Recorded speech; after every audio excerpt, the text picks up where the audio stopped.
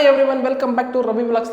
ಮಗ ಕ್ರಿಕೆಟ್ನ ಟಾಪ್ 3 ಅಪ್ಡೇಟ್ಗೆ ಸ್ವಾಗತ. ನಾನು ನಿಮ್ಮ ರವಿ. ಗುರು RCB ಅವರು ಗ್ರೀನ್ ಜರ್ಸಿ ಅನಾವರಣ ಮಾಡಿದ್ದಾರೆ. ಗುರು, ಈ ಗ್ರೀನ್ ಜರ್ಸಿ ಒಂಥರ ಸೂಪರಾಗಿ ಕಾಣಿಸ್ತಾ ಇದೆ. ನೆನ್ನೆ ಎಲ್ಲ ಶೋ ಹಾಕೊಂಡು ಬ್ಲೂ ಮತ್ತು ರೆಡ್ ಹಾಕೊಂಡು ಮಿಂಚಿದ ನಮ್ಮ RCB ಬಾಯ್ಸು ಇವತ್ತು ಗ್ರೀನಲ್ಲಿ ಮಿಂಚ್ತಾ ಇದ್ದಾರೆ. ಹೀಗೆ ತುಂಬ ಜನ ಕೇಳ್ತಾ ಇರ್ತಾರೆ, ಈ ಗ್ರೀನ್ ಜರ್ಸಿ ಕಾನ್ಸೆಪ್ಟ್ ಏನು, ಈ ಗ್ರೀನ್ ಜರ್ಸಿ ಕಾನ್ಸೆಪ್ಟ್ ಏನು ಅಂದ್ಬಿಟ್ಟು.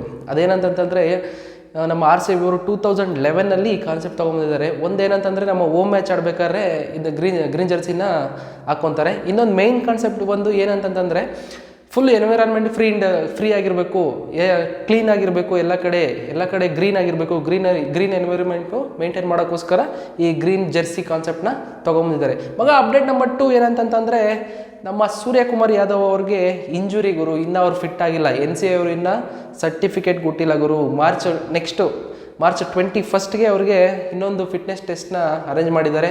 ಸೊ ಅದರಲ್ಲಿ ಏನಾದರೂ ಪಾಸ್ ಆದ್ರೇ ನಮ್ಮ ಸೂರ್ಯಕುಮಾರ್ ಯಾದವ್ ಅವರು IPL ಆಡ್ತಾರೆ. ಇಲ್ಲಾಂದರೆ ಮುಂದಿನ ಸ್ವಲ್ಪ ದಿನ ಅವರು ಮೋಸ್ಟ್ಲಿ ಆಡಲ್ಲ ಅಂತ ಅನ್ಕೊತೀನಿ. ಅಪ್ಡೇಟ್ ನಂಬರ್ 3 ಅದೇನಂತಂದರೆ ಹಾರ್ದಿಕ್ ಪಾಂಡ್ಯ ಅವ್ರಿಗೆ ಮೊನ್ನೆ ಒಂದು ಕ್ವಶನ್ ಕೇಳಿದರು press ಕಾನ್ಫರೆನ್ಸಲ್ಲಿ.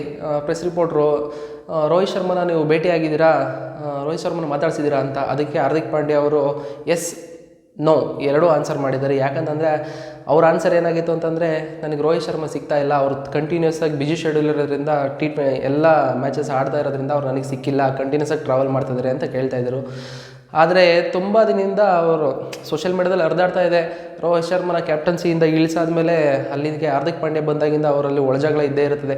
As a Rohit Sharma huge ಫ್ಯಾನಾಗಿ ನಾನು ಹೇಳ್ತೀನಿ, ನನಗಂತೂ ತುಂಬ ಬೇಜಾರಾಗಿದೆ ಗುರು. ಬೇರೆ ಯಾರಿಗೋ ಹೆಂಗೋ ಗೊತ್ತಿಲ್ಲ, ನನಗಂತೂ ತುಂಬ ಬೇಜಾರಾಗಿದೆ. ಬಟ್ ಆದರೆ ಇವತ್ತು ಆನ್ಫೀಲ್ಡಲ್ಲಿ ಅವರು ಅಭ್ಯಾಸ ಪಂದ್ಯ ಮಾಡಬೇಕಾದ್ರೆ ಇಬ್ಬರು ಹಗ್ ಮಾಡ್ಕೊಂಡಿದ್ದಾರೆ. ಅದೊಂಥರ ನೋಡೋಕೆ ಖುಷಿನೇ ಆಯಿತು. ಬಟ್ ರೋಹಿತ್ ಶರ್ಮನ ಕ್ಯಾಪ್ಟನ್ಸಿಯಿಂದ ತೆಗೆದಿರೋದು ಇನ್ನೂ ಬೇಜಾರಾಯಿತು.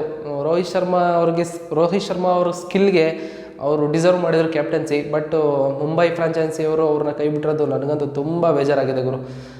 ನೋಡ್ತಾ ಇರ್ರಿ, ಇವತ್ತಿನ ಅಪ್ಡೇಟ್ ಇದು.